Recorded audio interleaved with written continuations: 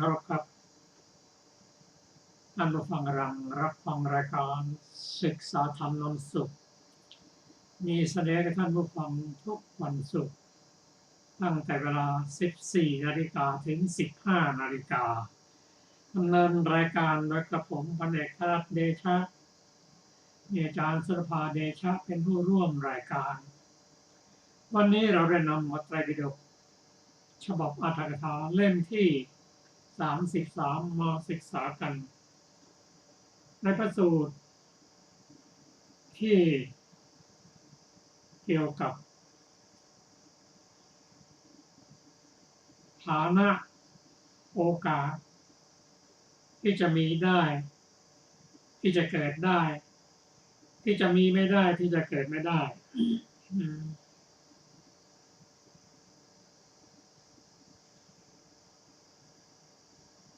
พระสูตรสุดนี้เราได้ศึกษากันเมื่อวันเสาร์ก่อน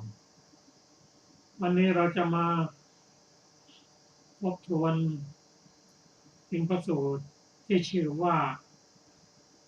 ด้วยฐานะและอาฐานะหรือว่าด้วยโอกาสและไม่ใช่โอกาส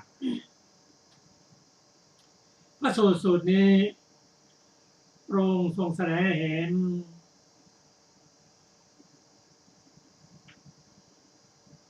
ความเป็นอริยะเบื้องต้นหรือพระโสดาบันนั้นซึ่งกล่าวว่าพระโสดาบันนั้นทำกองทุกข์ให้หมดไปถ้าจะเปรียบเทียบก้อนดินก้อนเล็กๆก็จะเหลือเพียง7 ก้อนที่หมดไปนั้นก็เท่ากับภูเขา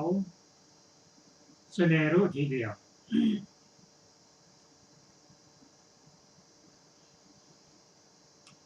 หรืออีกในหนึ่งกล่าวว่าปุถุชนผู้ไม่ได้สดับผู้ไม่เห็นอริยะไม่ฉลาดในอริยธรรมไม่รับคำแนะนำในอริยธรรมหรือไม่เห็นสัตว์บุรุษไม่ฉลาดในธรรมของสัตว์บุรุษและไม่ได้แนะนำในสัพพุริสธรรม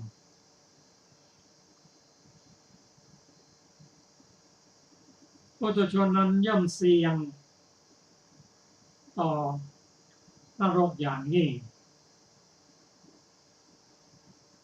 เป็นฐานะที่จะไปสู่อบาย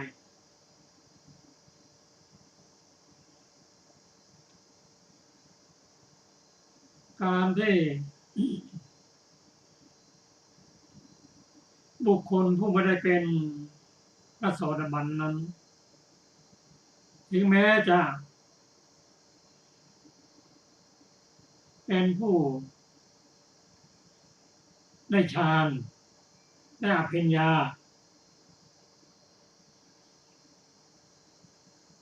ก็ตกนรกได้เช่นใครเช่นพระเทวทัตเกิดอุบัติเหตุ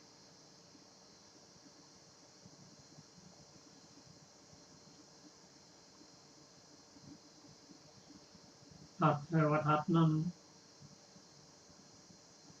ทำกำหนัด2 ประการนั่นคือเกรงศิลาหมายที่จะปรงพระชนแต่ภูเขา2 ลูกรับศิลาก้อนใหญ่ไว้เหลือเพียงเศษศิลามากระทบกระบะให้ห่อเลือดนี่เป็นประการหนึ่งประการที่2ยุสงให้แตกจากกัน2 อย่างนี้ที่โทษหนักที่สุดก็คือสังฆเพศ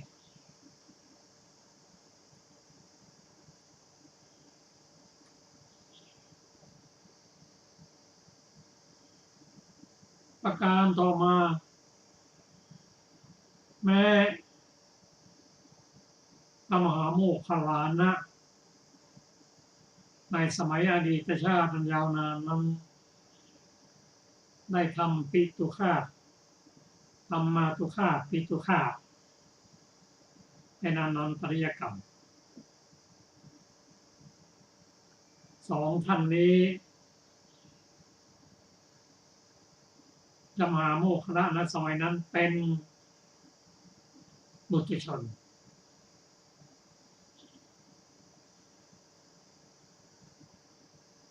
พระเทวทัตก็เป็นปุถุชนถึงแม้จะได้ฌานอภิญญาก็ตามถ้ายังไม่ได้เป็น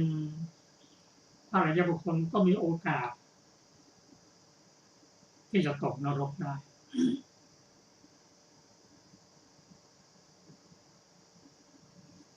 เพราะฉะนั้นพระองค์จึงได้ตรัสสอนให้พ้นจากอบายวินิบาตนรกถึงแม้จะไม่เป็นอนันตริยกรรมก็ต้องไปเสวยทุกข์เสียเวลาที่อยู่ในอบายเสียเวลาโอกาสที่จะพ้นจากวัฏฏะเพราะฉะนั้นเรื่องนี้จริงทำให้เราได้เรียนรู้ถึงพระสูตรที่ชื่อว่าด้วยฐานะและอาฐานะซึ่งจะนำมากล่าวตามสมควรหลังจากนั้นท่านได้รับรายละเอียดจากอัตถกถาพระสูตรนี้พระองค์ตรัสว่าภิกษุทั้งหลายข้อที่บุคคลพูดถึงพร้อมด้วยทิฏฐิคำว่าถึงพร้อมด้วยทิฏฐินั้นคือเป็นสัมมาทิฏฐิเป็นอริยบุคคล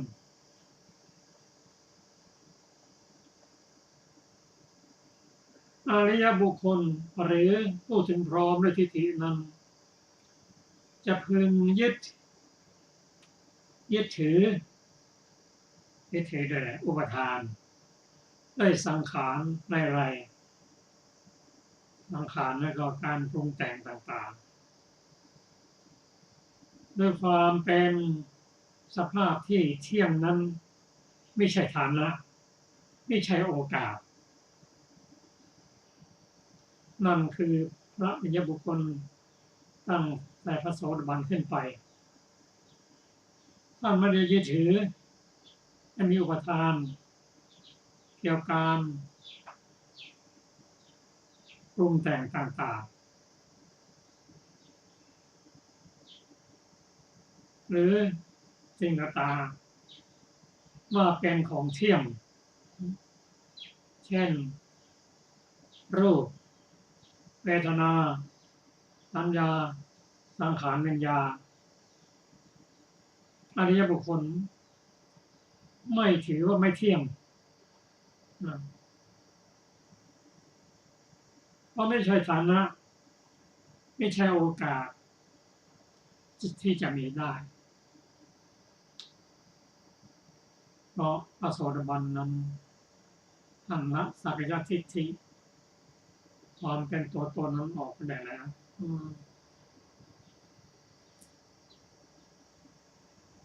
แต่ปุถุชนยังยึดถือ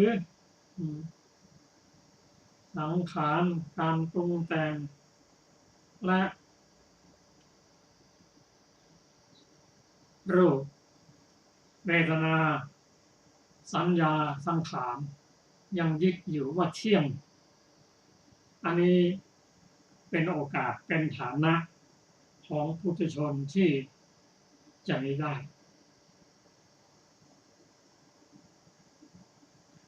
พระองค์ตรัสว่าภิกษุทั้งหลายข้อที่บุคคลถึงพร้อมด้วยทิฏฐิคือเป็นพระโสดาบันขึ้นไปจะยึดถือ อุปทานสังขารอะไรด้วยความเป็นสุขนั้นไม่ใช่ฐานะไม่ใช่โอกาสแต่ปุถุชนนั้นจะพึงยึดถือสังขารอะไรด้วยความเป็นสุขนั้นเป็นฐานะที่จะมีได้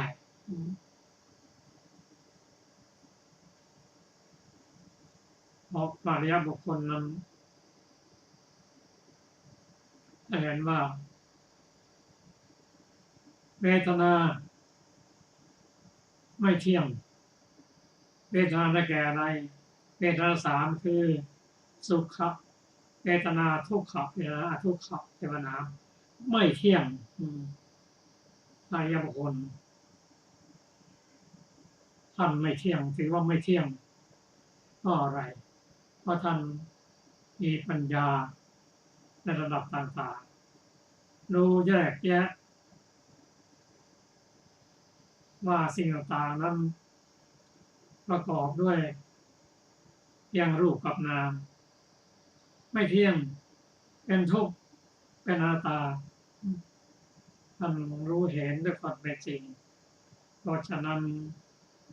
ท่านจึงเห็นว่าเวทนาแม้เป็นสุขก็ไม่เที่ยงส่วนพุทธชนนั้นเห็นว่าความสุขนั้นเที่ยงถึงแม้ยังคิดว่าไม่เที่ยงก็อยากให้มันเที่ยงเป็นต้น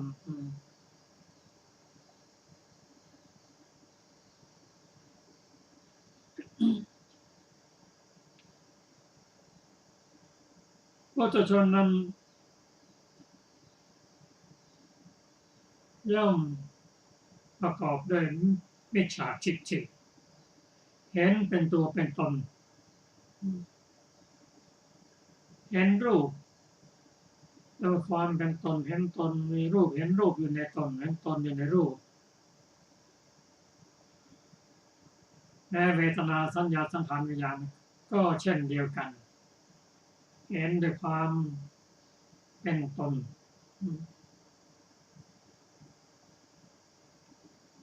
ส่วนอริยบุคคลมีพระโสดาบันเป็นต้นท่านเห็นว่าขันธ์ห้าคือรูปเวทนาสังขารและวิญญาณนั้นไม่เที่ยงไม่เที่ยงเพราะอะไร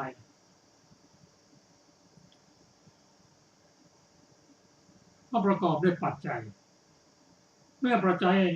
คงอยู่ก็ยังอยู่เมื่อปัจจัยไม่อยู่ก็แปรเปลี่ยนไปไม่เที่ยงให้เห็นชัดๆว่าบุคคลนั้น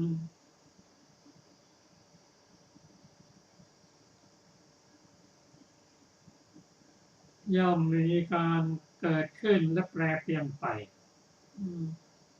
อนิจจาวัฏฏะสังขาราอุปทาวยธรรมิโนขันธ์ห้านั้นเกิดขึ้นแล้วก็แปรไปเปลี่ยนไปเกิดแล้วตายไปเห็นความไม่เที่ยงสิ่งท่านเห็นด้วยปัญญาเห็นด้วยตาและเห็นด้วยปัญญาว่าไม่เที่ยงก็ประกอบด้วยปัจจัยเช่นเวทนาไม่เที่ยงนั้นเพราะอะไรเพราะมีภาษาเป็นปัจจัยจึงมีเวทนาถ้าไม่มีภาษาเวทนาก็มีไม่ได้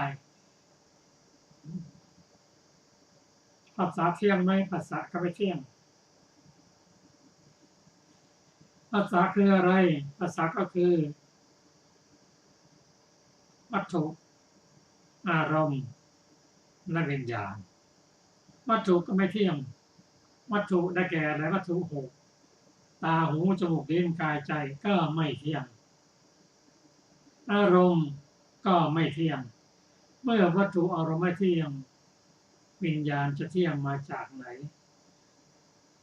วัตถุวิญญาณอารมณ์ไม่เที่ยงนั่นคือภาษาไม่เที่ยงเมื่อภาษาไม่เที่ยง เวทนาก็ไม่เที่ยงเพราะท่านจึงถือว่าไม่เที่ยงเป็นทุกข์เป็นอนัตตา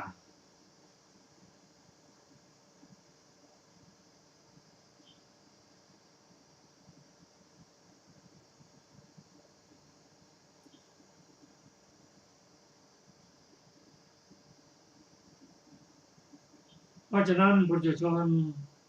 จึงยึดถือธรรมในความเป็นตัวเป็นตนเห็นว่าเป็นตัวเป็นตน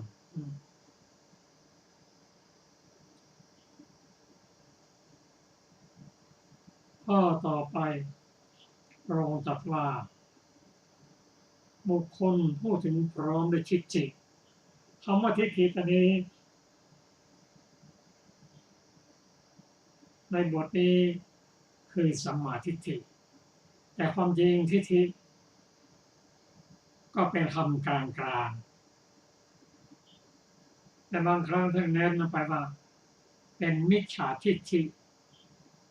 เป็นสัมมาทิฏฐิในบทนี้หมายถึงสัมมาทิฏฐิคนที่ถึงพร้อมด้วยทิฏฐิคือเป็นพระโสดาบันนั้น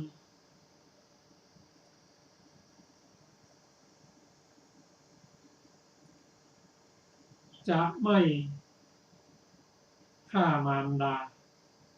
จะไม่ฆ่าบิดาส่วนปุถุชนนั้นที่จะฆ่าบิดามารดานั้นเป็นฐานะที่มีได้พระโสดาบันท่านพ้นแล้ว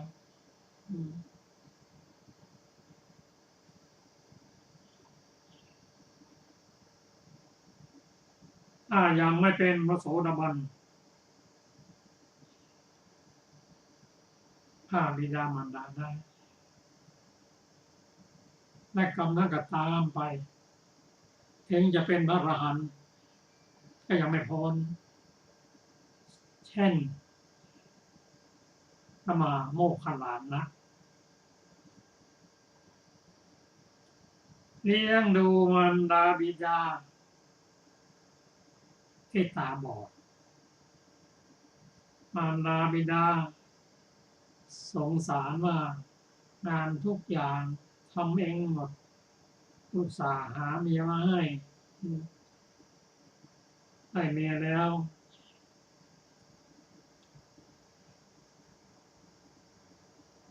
เมียนั้นไม่ชอบบิดามารดาหม่นทำสิ่งต่างๆจนทำให้สามีหลงเชื่อว่าบิดามารดานั้นทำบ้านเรือนสกปรกทนไม่ไหวเชื่อภรรยาลวงบิดามารดาเข้าในป่าแกล้งทำเป็นโจรเพราะบิดามารดาตาบอดมารดาบิดาได้ยินเสียงคล้ายเสียงของโจรก็บอกว่าลูกนี้ไปเถิดไม่ต้องห่วงพ่อแม่เราทุบตีบิดามารดาจนท่านสิ้นชีวิตธรรมาตุฆาตและปิตุฆาตถามว่ามาตุฆาตกับปิตุฆาตนั้นเป็นอนันตริยกรรมเหมือนกันแต่ถ้าโทษหนักแล้วก็มาตุฆาตฆ่ามารดามีโทษหนักเพราะมารดานั้นทำหน้าที่เป็นมารดาของบุตรเลี้ยงดูบุตรแต่พระโสดาบันท่านพ้นแล้วไม่ต้องวนอยู่ในทุกข์ฆ่าบิดามารดานั้นเป็นอนันตริยกรรมตกในนรกอเวจีทันทีไม่มีอะไรกั้นหนึ่งกับนานแสนนาน ระองค์จึงสรรเสริญบุคคลที่เป็นอริยบุคคลพ้นจากทุกข์พ้นจากความเสี่ยง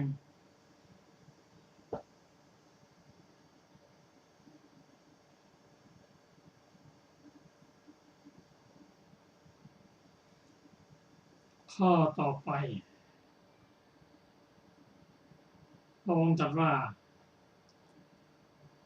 ภิกษุดูก่อนภิกษุทั้งหลายข้อที่บุคคลถึงพร้อมด้วยทิฏฐิคือเป็นพระโสดาบันจะพึงฆ่าพระอรหันต์นั้นไม่ใช่ฐานะไม่ใช่โอกาสที่จะมีได้แต่ปุถุชนนั้นที่จะฆ่าพระอรหันต์นั้นเป็นไปได้เป็นฐานะเป็นโอกาสที่จะเป็นไปได้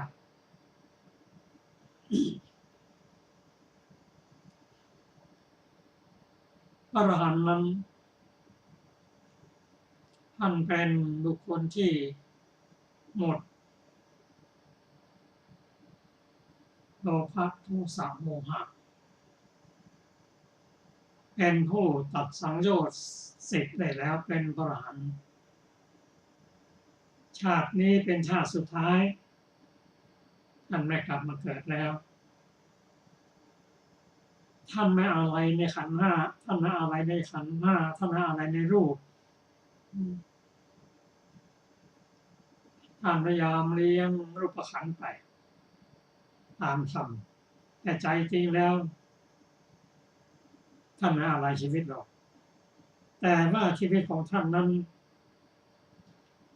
ถ้าปุถุชนไปฆ่าท่านแล้วโทษหนักไม่มีกรรมอื่นใดมาขั้นได้ตายแล้วก็ตกในนรกอเวจีมหานรกหนึ่งกับ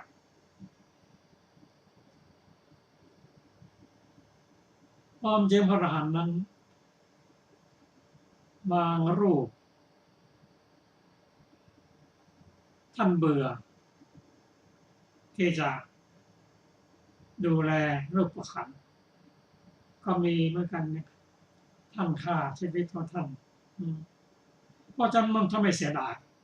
แต่ท่านเป็นบุคคลที่ควรเคารพบูชาเป็นพระอรหันต์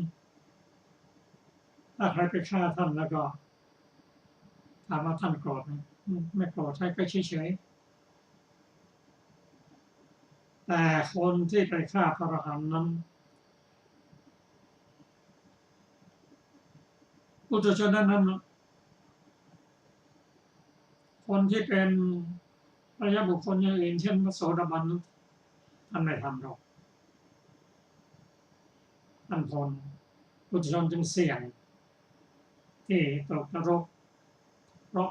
ฆ่าพระอรหันต์นั้นตามพระอรหันต์นั้นฆ่าได้ไม่ได้ฆ่าได้ส่วนบุคคลกำลังประพฤติพรหมจรรย์เพื่อที่จะเป็นพระอรหันต์นั้นทำยังไงท่านก็ไม่ตายเพราะท่านยังไม่สำเร็จเพราะชาตินี้เป็นชาติสุดท้ายต่อเมื่อท่านสำเร็จแล้วท่านไม่อะไรหรอกในชีวิตของท่าน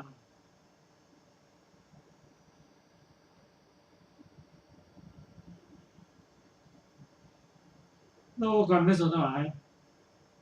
ข้อที่บุคคลถึงพร้อมด้วยทิฏฐิคือเป็นพระโสดาบันนั้นจะพึงทำลายโสมให้แตกกันนั้นไม่ใช่ฐานะไม่ใช่โอกาสที่จะมีได้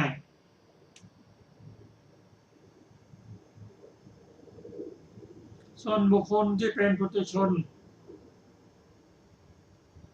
ถ้าจะทำลายโสมทำลายโสมให้แตกกันนั้นเป็นฐานะและโอกาสที่จะมีได้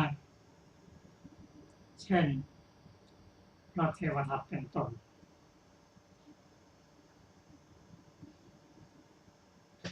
ที่กล่าวมานี้พระองค์ได้รวมความถึงอนันตริยกรรม5ได้แก่มาตุฆาตปิตุฆาตฆ่าพระอรหันต์ทำโลหิตให้ห่อและ ำลายสงฆ์ให้แตกโทษทั้งหมดนั้นที่หนักที่สุดก็คือทำลายสงฆ์บุคคลที่ทำลายสงฆ์ได้ก็คือปุถุชนนั้นแต่รายละเอียดนั้นมีถึงว่า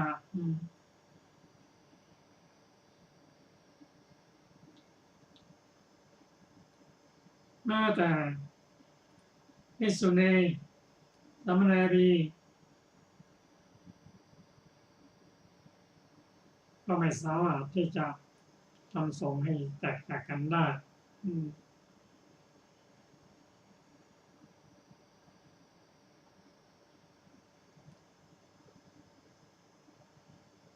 มาถึงอีกข้อหนึ่งก็คือบุคคลก็ถึงพร้อมด้วยทิฏฐิคือเป็นพระโสดาบันขึ้นไปจะพึงถือศาสนาอื่นนั้นไม่ใช่ฐานะไม่ใช่โอกาสที่จะมีได้แต่ปุถุชนนั้นจะพึงถือศาสนาอื่นเป็นฐานะที่จะมีได้เพราะอะไรเพราะบุคคลที่ถึงพร้อมด้วยทิฏฐิเป็นพระโสดาบันนั้นท่านมีศรัทธาแน่นแฟ้นมีความเคารพเลื่อมใสในพระพุทธเจ้าในพระธรรมสงฆ์แล้วเห็นคุณมีความเลื่อมใสศรัทธามั่นหนาเหมือนดังภูผาหินซึ่งลมแรงจะพัดอย่างไรภูผาหินนั้นไม่กระทบกระเทือนเรื่องพระโสดาบันนับถือพระพุทธเจ้าแล้วมีพระพุทธเจ้าเป็นบรมศาสดาแล้วใครจะดึงไปไหนก็ไม่ไปจะให้สินจ้างรางวัลเท่าไหร่ก็ไม่ยอมความเป็นพระโสดาบันนั้นจึงที่จะว่าไม่หนีไปจากพุทธศาสนาไม่เอาศาสนาอื่นมาเป็นศาสนาของตนแม้มันยากคนจน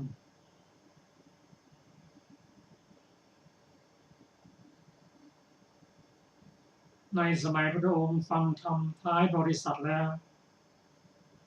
ได้เป็นพระโสดาบัน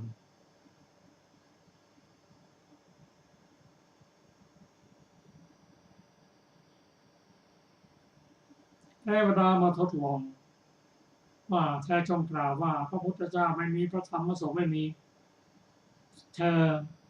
ต้องการอะไรให้หมดเธอเป็นยากคนจนเธอต้องการทรัพย์เท่าไรให้หมดห้องเงินหน้าดูว่าท่านเป็นใคร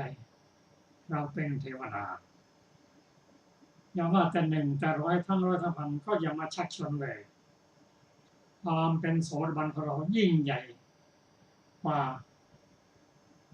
มหาจักรพรรดิยิ่งใหญ่ยังไงยิ่งใหญ่ในเรื่องของจักรพรรดินั้นถ้าเป็นปุถุชนตกนรกได้เราผู้เป็นโสดาบันนั้นปิดนรกแสง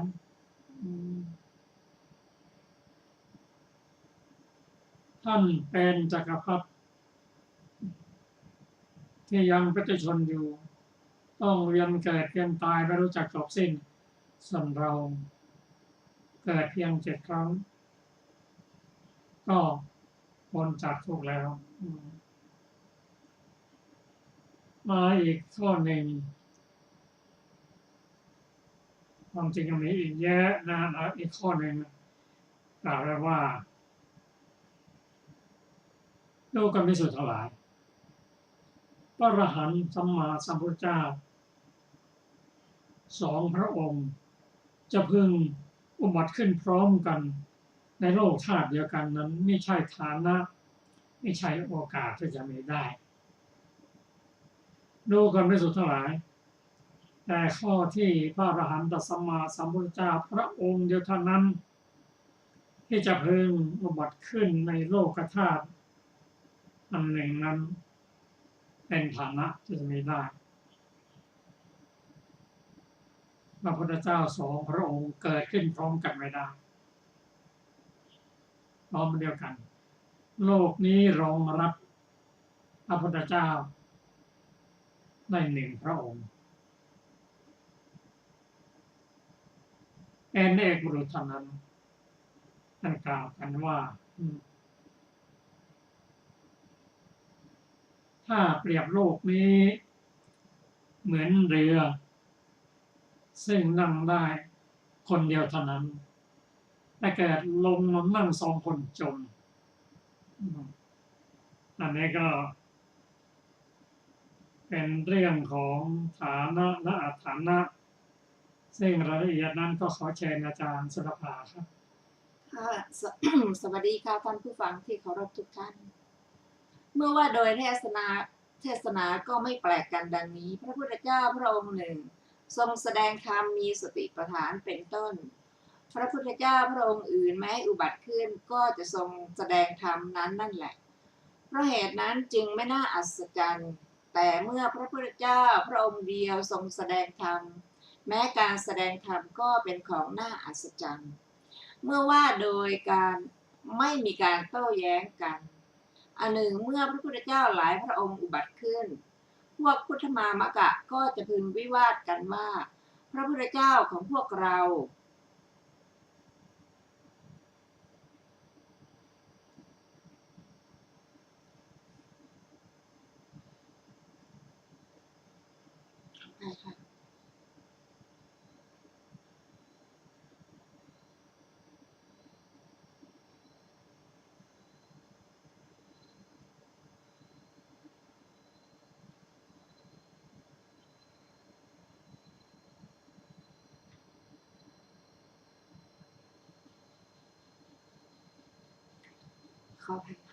เมื่อว่าโดยไม่มีการโต้แย้งกันอันหนึ่งเมื่อพระพุทธเจ้าหลายพระองค์อุบัติขึ้นพวกพุทธมามกะก็จะพึงวิวาทกันว่าพระพุทธเจ้าของพวกเราน่าเลื่อมใสพระพุทธเจ้าของพวกเรามีพระสุรเสียงไพเราะมีลาภมีบุญดังนี้เหมือนพวกศิษย์ของพวกอาจารย์เป็นอันมากฉะนั้นแม้เพราะเหตุนั้นจึงไม่อุบัติขึ้นอย่างนั้นอีกประการหนึ่งเหตุข้อนี้พระนาคเษนถูกพระเจ้ามิลินถามก็ได้กล่าวไว้พิสดารแล้วจริงอยู่มิลินถ้าปัญหานั้นท่านกล่าวไว้ว่าพระเจ้ามิลินตรัสถามว่าท่านพระนาคเษนเจ้าข้า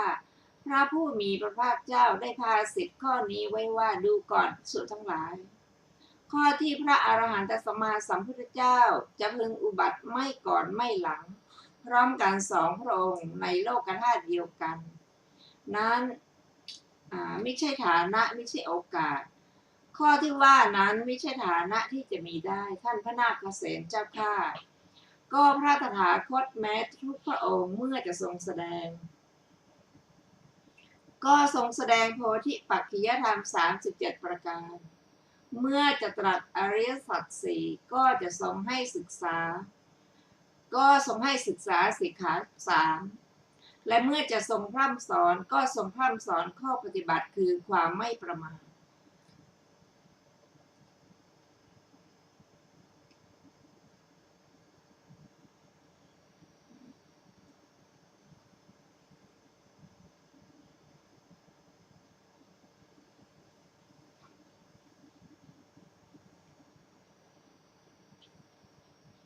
ท่านพระนาคเษนเจ้าค่ะถ้าว่าพระตถาคตแม้ทุกพระองค์มีอุเทศเดียวกันมีคาถาเดียวกันมีการพร่ำสอนอย่างเดียวกันไซเพราะเหตุไรพระตถาคตสองพระองค์จึงไม่อุบัติในสมัยเดียวกัน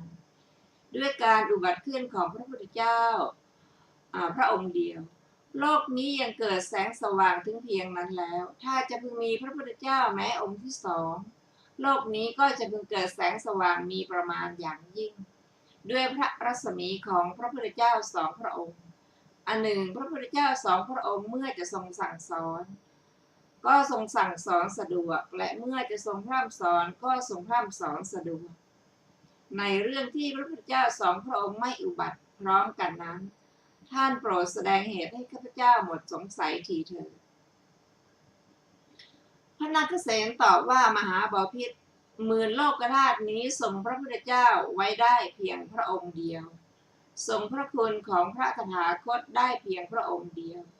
ถ้าพระพุทธเจ้าจะพึงเสด็จอุบัติเป็นองค์ที่สองหมื่นโลกธาตุนี้ก็จะทรงไว้ไม่ได้พึงสั่นสะเทือนสุดเสส่วนเรี่ยราดกระจัดกระจายทำลายไปถึงการตั้งอยู่ไม่ได้มหาบพิตรเรือรับคนได้คนเดียวเมื่อคนคนเดียวขึ้นเรือจะเพียบเสมอน้ำครั้นคนที่สองซึ่งเป็นคนมีอายุผิวพรรณวัยขนาดประมาณความผอมความอ้วนมีอวัยวะทุกส่วนบริบูรณ์มาถึงเขาพึงขึ้นเรือลำนั้นมหาบพิตรเรือลำนั้นจะรองรับคนทั้งสองได้บ้างไหมไม่ได้เลยท่านเรือจะโคลงเคลงน้อมเอียงตะแคงทรายล่มจมไปทรงลำอยู่ไม่ได้พึงจมลงในแม่น้ำฉันใดมหาบพิตรหมื่นโลกธาตุนี้ก็ฉะนั้นเหมือนกันย่อมทรงพระคุณของพระตถาคตได้เพียงพระองค์เดียวเท่านั้นถ้าพระพุทธเจ้าองค์ที่สองอุบัติขึ้นหมื่นโลกธาตุนี้จะดำรงอยู่ไม่ได้จะพึงสั่นสะเทือนโน้มเอียงเอ็นเรี่ยราดกระจัดกระจายทำลายไปตั้งอยู่ไม่ได้มหาบพิตรหรือเปรียบเหมือนบุรุษพึงบริโภคอาหารพอเกินความต้องการจนล้นปิดคอหอยเขาเอิบอิ่มจากการบริโภคนั้นเต็มที่ไม่ขาดระยะทำให้เกียจคร้านก้มตัวไม่ลงเหมือนท่อนไม้อย่างบริโภคอาหารประมาณเท่านั้นซ้ำเข้าไปมหาบพิตรคนผู้นั้นจะพึงมีความสุขบ้างหรือหนอไม่เป็นสุขเลยท่านเขาบริโภคอีกตรงเท่านั้นก็จะตายอุปมานั้นฉันใดมหาบพิตรหมื่นโลกธาตุนี้ก็ฉะนั้นเหมือนกันรองรับพระพุทธเจ้าได้เพียงพระองค์เดียวทรงคุณของพระตถาคตได้เพียงพระองค์เดียวถ้าพระพุทธเจ้าพระองค์ที่สองจะอุบัติขึ้นหมื่นโลกธาตุนี้จะดำรงอยู่ไม่ได้จะสั่นสะเทือนสุดเสส่วนเรี่ยราดกระจัดกระจายทำลายไปถึงตั้งอยู่ไม่ได้ท่านพระนาคเษนแผ่นดินไหวเพราะความหนักของธรรมอันยิ่งหรืออย่างไรถวายพระพรมหาบพิตรในที่นี้มีเกวียนสองเล่มเติมด้วยรัตนะจนเสมอขอบเกวียนเขาเอารัตนะจากเกวียนเล่มหนึ่งมาเติมใส่ในเกวียนอีกเล่มหนึ่งมหาบพิตรเกวียนนั้นจะรองรับรัตนะของเกวียนทั้งสองเล่มได้บ้างหรือหนอไม่ได้เลยท่านแม้ดุมของเกวียนนั้นก็จะแตกแม้เพลาของเกวียนนั้นก็จะทำลายแม้กงของเกวียนนั้นก็จะหักลงแม้เพลาของเกวียนนั้นก็จะแตกรูปมหาบพิตรเกวียนพังเพราะความหนักของรัตนะมากเกินไปหรือหนอใช่สิท่านมหาบพิตรแผ่นดินสั่นสะเทือนก็เพราะความหนักของธรรมอันยิ่งฉะนั้นเหมือนกันแลมหาบพิตรอันหนึ่งเล่าเหตุที่ท่านประมวลมาก็เพื่อแสดงพระพละของพระพุทธเจ้าทั้งหลายขอพระองค์โปรดสดับเหตุแม้อย่างอื่นอีกอันเป็นเหตุทำให้พระพุทธเจ้าสองพระองค์ไม่อุบัติในสมัยเดียวกันมหาบพิตรภิว่าพระพุทธเจ้าสองพระองค์พึงอุบัติในขณะเดียวกันไซบริษัทก็จะพึงวิวาทกันจะพึงเกิดเป็นสองฝ่ายว่าพระพุทธเจ้าของพวกท่านพระพุทธเจ้าของพวกเรามหาบพิตรความวิวาทย่อมเกิดแก่บริษัทของพวกอมาตย์ผู้เข้มแข็งสองพวกย่อมเกิดเป็นสองฝ่ายว่าอมาตย์ของพวกท่านอมาตย์ของพวกเราดังนี้ฉันใดมหาบพิตรข้อนี้ก็ฉันนั้นเหมือนกันแหละถ้าพระสัมมาสัมพุทธเจ้าพึงอุบัติในคราวเดียวกันสองพระองค์ไซบริษัทก็จะพึงเกิดความวิวาทจะพึงเกิดเป็นสองฝ่ายว่าพระพุทธเจ้าของพวกท่านพระพุทธเจ้าของพวกเราดังนี้ ขอพระองค์โปรดทรงสดับเหตุข้อแรกเป็นเหตุให้พระสัมมาสัมพุทธเจ้าไม่อุบัติในคราวเดียวกันสองพระองค์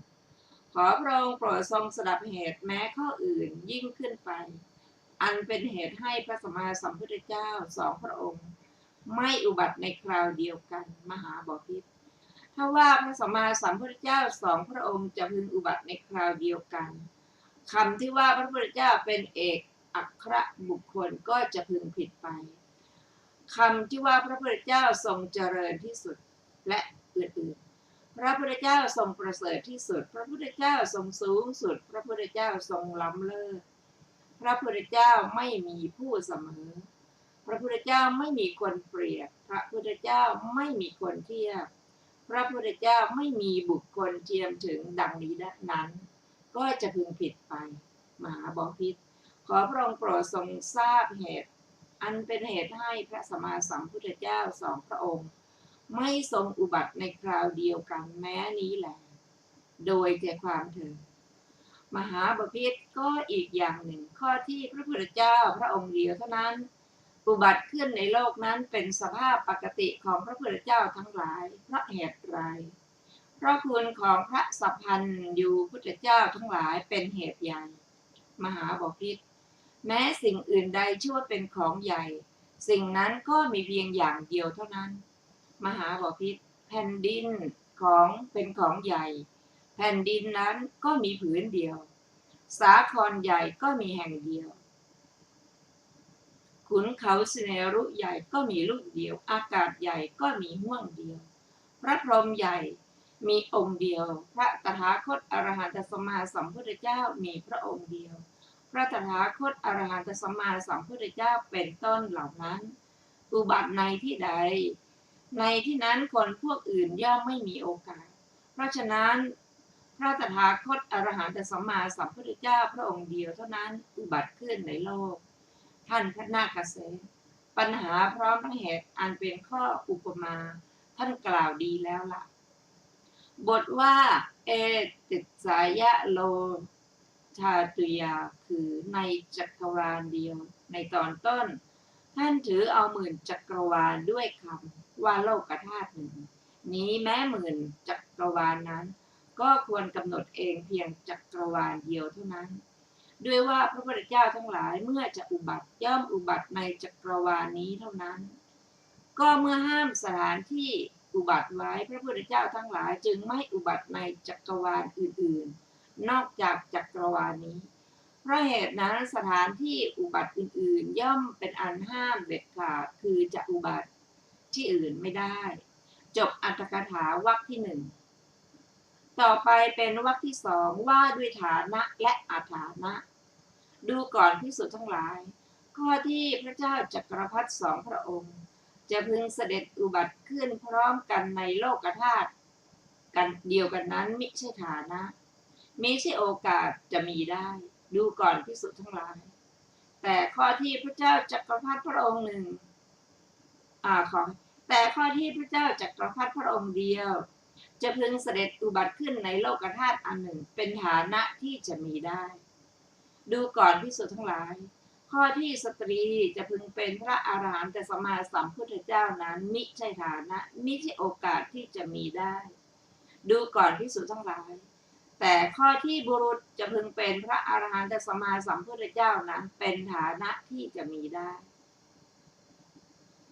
ดูก่อนภิกษุทั้งหลายข้อที่สตรีจะพึงเป็นพระเจ้าจักรพรรดินั้นมิใช่ฐานะ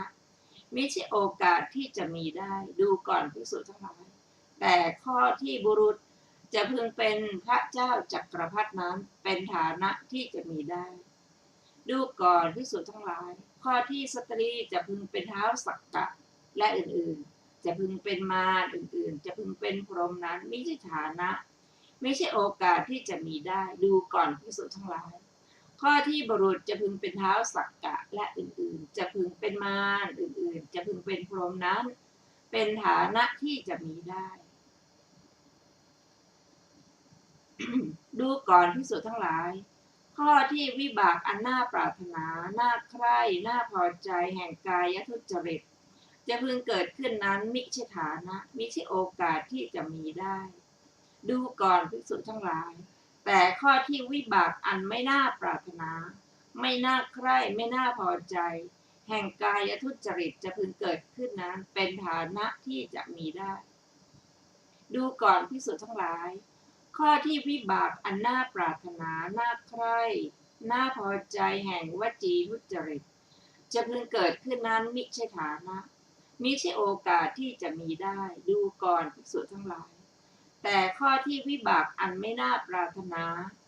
ไม่น่าใคร่ไม่น่าพอใจแห่งวจีทุจริตจะพึงเกิดขึ้นนั้นเป็นฐานะที่จะมีได้ดูก่อนภิกษุทั้งหลายข้อที่วิบากอันน่าปรารถนาน่าใคร่น่าพอใจแห่งมโนทุจริตจะพึงเกิดขึ้นนั้นมิใช่ฐานะมิใช่โอกาสที่จะมีได้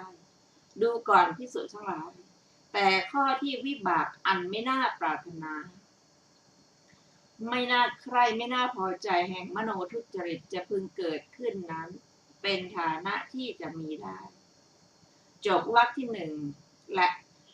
อรรถกถาในวรรคที่สองขออภัยจบวรรคที่สองนะคะ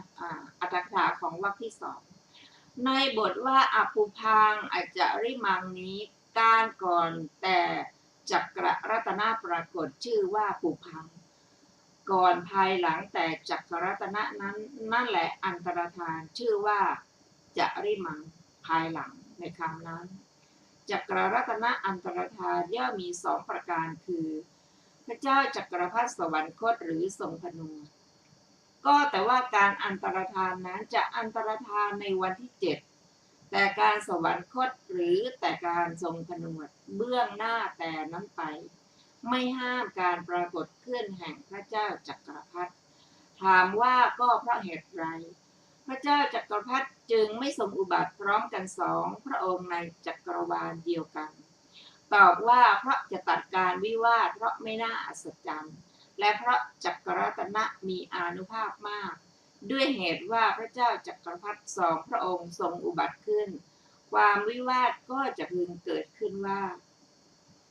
พระราชาของพวกเราเป็นใหญ่พระราชาของเราต่างหากเป็นใหญ่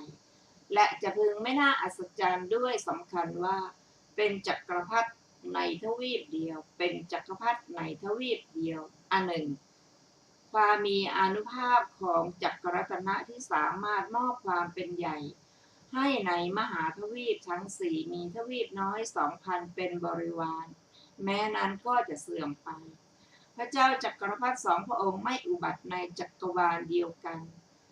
ก็เพราะจะตัดความวิวาทหนึ่งเพราะไม่น่าอัศจรรย์หนึ่งและเพราะจักรรัตนะมีอานุภาพมากหนึ่งด้วยประการฉะนี้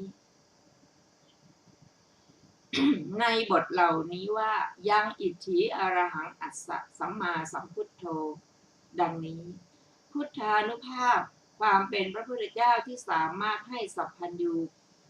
คุณเกิดขึ้นเกิดแล้วหรือขึ้นสัตว์ออกจากโลกจงพักไว้ก่อนสตรีแม้เพียงตั้งความปรารถนาก็ยังไม่สำเร็จพร้อมเป็นพระพุทธเจ้าเหตุเป็นเครื่องตั้งความปรารถนาให้สำเร็จเหล่านี้คืออภินิหารย่อมสำเร็จเพราะประชุมธรรม8ประการคือความเป็นมนุษย์หนึ่งความถึงพร้อมด้วยเพศคือบุรุษหนึ่งเหตุคืออุปนิสัยอันเป็นเหตุสร้างกุศลมากหนึ่งการได้พบพระศาสดาหนึ่งการได้บรรพชาหนึ่งความถึงพร้อมด้วยคุณคือมีญาณสมาบัติเป็นต้นหนึ่งอธิการคือบุญญาภิสมภารอันยิ่งเช่นบำเพ็ญปัญจมหาบริจาคหนึ่งความเป็นผู้มีฉันทะในพระโพธิญาณหนึ่งสตรีไม่สามารถแม้ทำปณิธานคือการตั้งความปรารถนาดังกล่าวมานี้ให้สำเร็จได้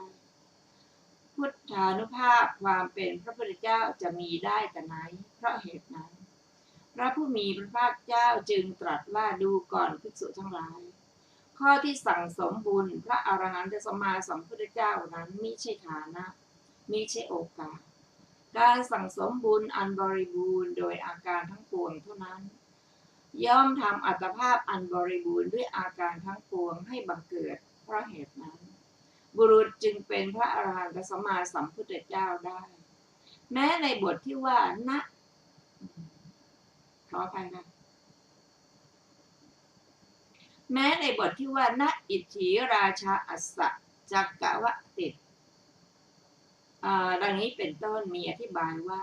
เพราะเหตุที่ลักษณะทั้งหลายของสตรีไม่ครบถ้วนเพราะสตรีไม่มีของลับอันเป็นวัตถุที่ตั้งอยู่ในฝักรัตนะ7ประการก็ไม่ถึงพร้อมเพราะไม่มีอิทธิรัตนะทั้งอัตภาพอันยิ่งกว่ามนุษย์ทั้งปวงก็ไม่มีฉะนั้นจึงตรัสว่าข้อที่สตรีจะพึงเป็นพระเจ้าจักรพรรดินั้นมีสิฐานะมิใช่โอกาสดังนี้อันหนึ่งเพราะเหตุฐานะทั้งสามมีความเป็นเท้าสักกะเป็นต้นเป็นฐานะสูงส่งส่วนเพศสตรีเป็นเพศต่ำฉะนั้นสตรีนั้นจึงเป็นเท้าสักกะเป็นต้นไม่สำเร็จเด็ดขาดถามว่าแม้เพศบุรุษก็ไม่มีในพรหมโลกเหมือนเพศสตรีมิใช่หรือเพราะฉะนั้นจึงไม่ควรกล่าวว่าข้อที่บุรุษพึงครอบครองความเป็นพรหมนั้นเป็นฐานะที่จะมีได้ตอบว่าไม่ควรกล่าวหาไม่ได้ถามว่าเพราะเหตุใดตอบว่าเพราะบุรุษในโลกนี้บังเกิดในพรหมนั้นได้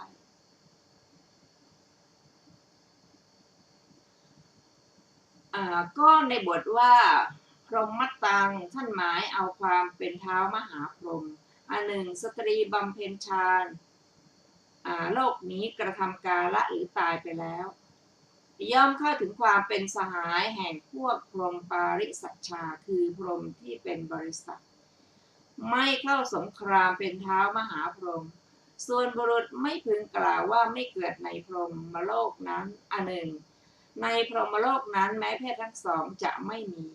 พรหมทั้งหลายก็มีสันฐานส่วนทรงเหมือนบุรุษทั้งนั้นไม่มีส่วนทรงเหมือนสตรีเลยเพราะฉะนั้นพระดำรัสที่ตรัสไว้ว่าเป็นตนเป็นอันตรัสไว้แล้วนั่นแหละ